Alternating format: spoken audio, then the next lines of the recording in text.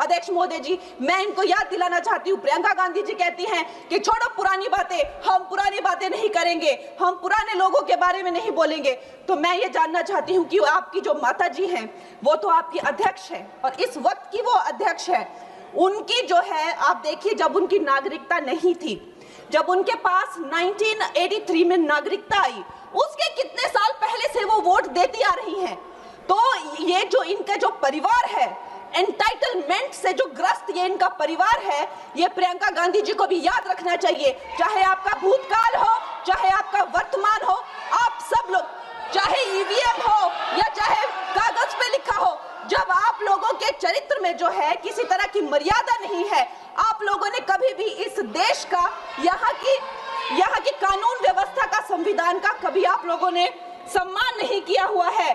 और अध्यक्ष महोदय जी, बिहार में जैसे ही एसआईआर आया, एसआईआर लागू हुआ, हमारी सरकार ने जो है कम से कम 60 लाख से ज्यादा अवैध, अब ये वोट, ये जो सारे अमाननीय वोट कार्ड है, ये सिर्फ घुसपैठियों के नहीं है। कुछ ऐसे लोग हैं जो माइग्रेट हो गए हैं, कुछ ऐसे भी लोग हैं जो इस दुनिया में है ही नहीं। 60 लाख से ज्यादा। और अगर वो लोग जेन्युइन थे तो उन्होंने, किसी ने तो रिक्वेस्ट करनी चाहिए थी कि भाई मेरा वोटर आईडी कैंसिल हुआ है। उसके उपरांत जो है 21 नए वोटर आईडी जो है उन्होंने दिए हैं। और इस तरह का एक माहौल बना बिहार में कि आज तक की सबसे ज्यादा वोटिंग जो है, 67% वोटिंग हुई। नागरिकों में ये उत्साह जगा कि जो है इस तरह की जो क्लेंजिंग प्रोसेस है वो होना चाहिए। मैं एक देशभक्त होने के नाते अध्यक्ष महोदय जी, मैं ये प्रपोज करना चाहती हूँ कि हमारे देश में जो है हमेशा महीने 2 महीने बाद हमारे जो शीर्ष नेतृत्व हो गए, सारे अधिकारी हो गए, हमारे जितने भी रिसोर्सेज हैं, हम लोग उनको हर महीने 2 महीने में इलेक्शंस में जो है पुश कर देते हैं। इससे हमारे देश का बहुत ही भारी नुकसान होता है। और मैं ये चाहूंगी कि 1 नेशन 1 इलेक्शन, जो नरेंद्र मोदी प्रधानमंत्री जी जो कहते हैं कि एक वोटिंग जो है डेमोक्रेसी के उत्सव के रूप में, जैसे कि दिवाली होती है, होली होती है, उस रूप में मनाया जाए। क्योंकि ये सिर्फ सरकार का ही नुकसान नहीं है, 10,000 करोड़ से ज्यादा का जो नुकसान होता है सिर्फ वही नहीं है, लेकिन मुझे लगता है कि धीरे धीरे हमारे जो नागरिक भी है उनमें जो वोटिंग फटीक है, बार बार उन्हें जागरूक करना, बार बार कई जगहों से जहां वो काम करते हैं वहां से उनको ट्रैवल करके अपने नेटिव प्लेसेस पे आना और बार बार मार्केटिंग करके, it is exhausting for the whole ecosystem. तो मैं ये प्रपोज करना चाहती हूँ कि 1 नेशन 1 इलेक्शन को लाया जाए और ये जो भी हमें जिस तरह की जो असुविधा होती है हर महीने 2 महीने में इलेक्शंस की, उससे जो है हम बच सकते हैं। इसमें भी एक कला होती है कि तथ्यों को किस तरह से जनता के सामने रखा जाए। मैं तो नहीं हूँ, जनता की प्रतिनिधि हूँ, कलाकार तो नहीं हूँ। इसीलिए मैं भी सदन के सामने कुछ तथ्य रखना चाहती हूँ, लेकिन सिर्फ तथ्य के रूप में रखना चाहती हूँ।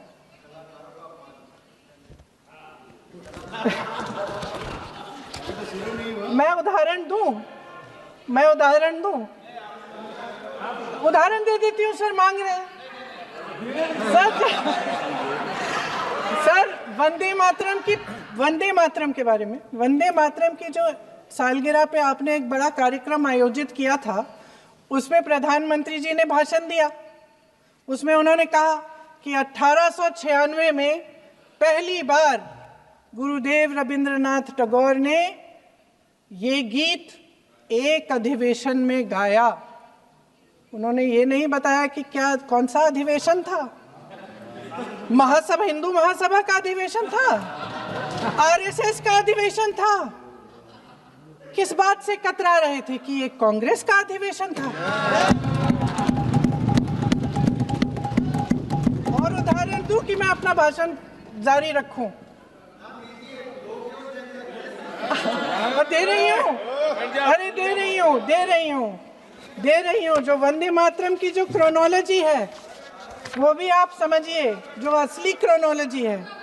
1875 में महाकवि बंकिम चंद्र चट्टोपाध्याय ने इस गीत के पहले दो अंतरे लिखे, जो आज हमारे राष्ट्रगीत घोषित हुए हैं, मतलब जो घोषित हुए थे और जिसको हम आज अपना राष्ट्रगीत कहलाते हैं। ये पहले 2 अंतरे लिखे।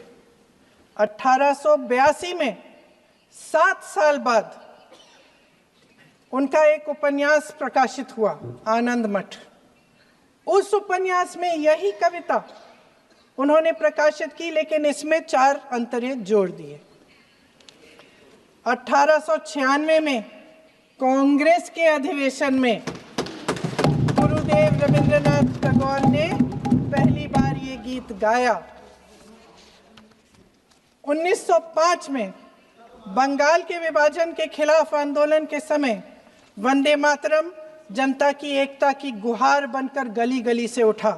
गुरुदेव रविंद्रनाथ टैगोर जैसे महान स्वतंत्रता सेनानी इस गीत को खुद गाते हुए बंगाल की सड़कों पर उतरे। विद्यार्थियों से लेकर किसानों तक, व्यापारियों से लेकर वकीलों तक, हर कोई ये गीत गाने लगा। इस गीत की शक्ति को समझिए। ब्रिटिश साम्राज्य इसको सुनकर कांपता था और हमारे देशवासी इसको सुनकर वह मन बनाते थे, वह हिम्मत बनाते थे कि इस भयंकर साम्राज्य के खिलाफ सत्य और अहिंसा के नैतिक हथियारों को लेकर शहीद होने की तैयारी करते थे।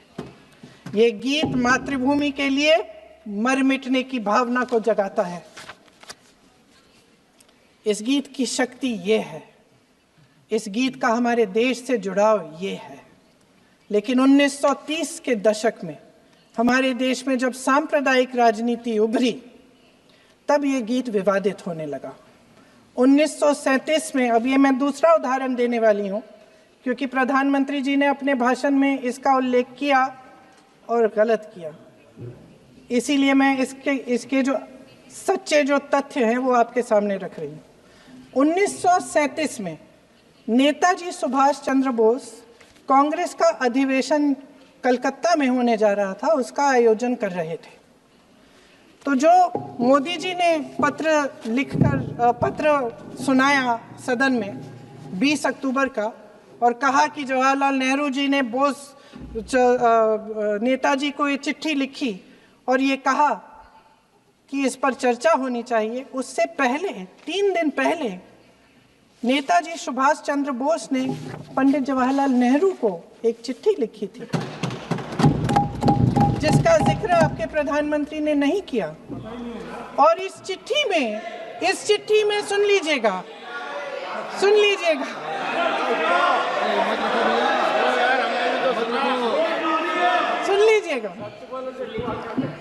आप नेताजी के लफ्ज नहीं सुनना चाहते? बंगाल का चुनाव आ रहा है।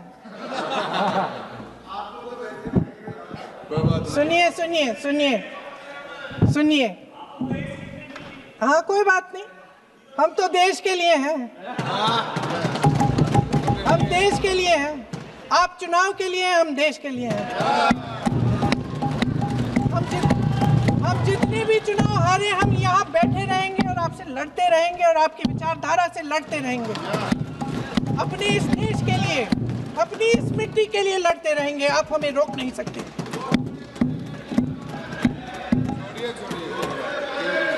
सुन लीजिए सुभाष चंद्र बोस जी ने क्या कहा, सुन लीजिए। My dear Jawahar, reference Vande Mataram, we shall have a talk in Calcutta and also discuss the question in the working committee if you bring it up there. I have written to Dr. Tagore to discuss this matter with you when you visit Santi Niketan. Please do not forget to have a talk with him when you visit Santi Niketan. ये 17 अक्टूबर को लिखी जाती है। 10 अक्टूबर को नेहरू जी इसका जवाब देते हैं और और 20 अक्टूबर को, हाँ ठीक है, 20 अक्टूबर को नेहरू जी इसका जवाब देते हैं। इस जवाब की एक पंक्ति प्रधानमंत्री जी ने सुनाई, बाकी पंक्तियां क्यों नहीं सुनाई? क्योंकि उनमें नेहरू जी क्या कह रहे हैं?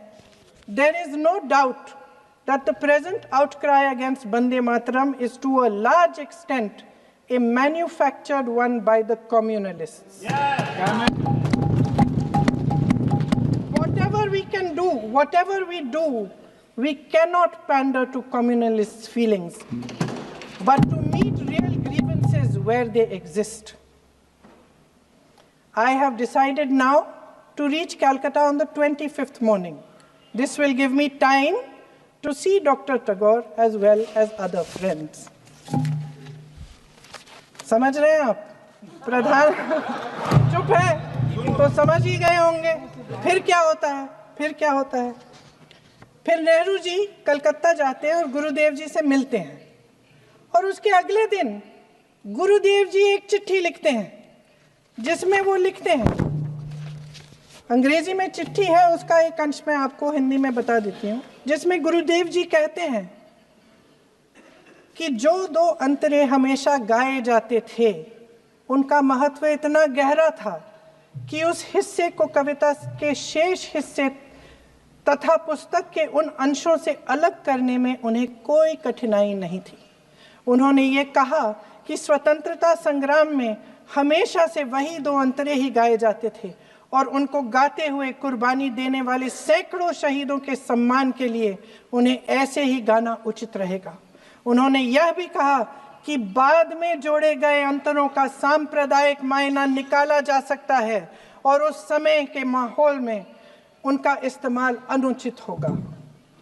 इसके बाद 28 अक्टूबर 1937 में कांग्रेस की कार्य समिति ने अपने प्रस्ताव में वंदे मातरम को राष्ट्रगीत घोषित किया। उन्हीं दो अंतरों को कार्य समिति की बैठक में महात्मा गांधी जी, नेताजी सुभाष चंद्र बोस, पंडित नेहरू, आचार्य नरेंद्र देव जी, सरदार पटेल जी, गुरुदेव रविंद्रनाथ टैगोर जी सब मौजूद थे। इस प्रस्ताव के ये सभी महापुरुष इस प्रस्ताव से सहमत थे। आगे क्या होता है ये भी सुना लूं।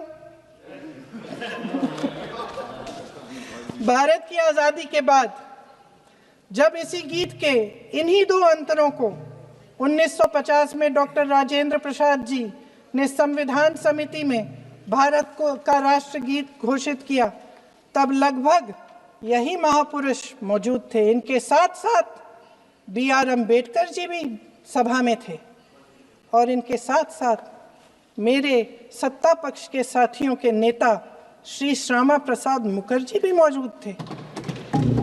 वही दो अंतरे राष्ट्रगीत घोषित किए, किसी ने कोई आपत्ति जारी नहीं की, कोई आपत्ति नहीं जताई। वैसे इन तथ्यों के साथ जुड़ा एक और तथ्य भी है जो मैं यहाँ पे आपके सामने रखना चाहती हूँ। आज हम अपने राष्ट्रगीत पर बहस कर रहे हैं, लेकिन हमारा राष्ट्रगान भी एक कविता का एक अंश ही है, एक लंबी कविता का एक अंश है। और इन दोनों राष्ट्रगीत और राष्ट्रगान के अंश को चुनने में सबसे बड़ी भूमिका गुरुदेव रविंद्रनाथ टैगोर की थी। वंदे मातरम के इस स्वरूप पर सवाल उठाना, जिसे संविधान सभा ने स्वीकार किया, न सिर्फ उन महापुरुषों का अपमान करना है जिन्होंने अपने महान विवेक से ये निर्णय लिया, मगर एक संविधान विरोधी मंशा को भी उजागर करता है। क्या सत्ता पक्ष के हमारे साथी इतने अहंकारी हो गए हैं कि अपने आप को महात्मा गांधी जी से, रविंद्रनाथ टैगोर जी से, राजेंद्र प्रसाद जी से, बाबा साहब अम्बेडकर जी से, मौलाना आजाद जी से, सरदार पटेल जी से, सुभाष चंद्र बोस जी से बड़ा समझने लग गए हैं?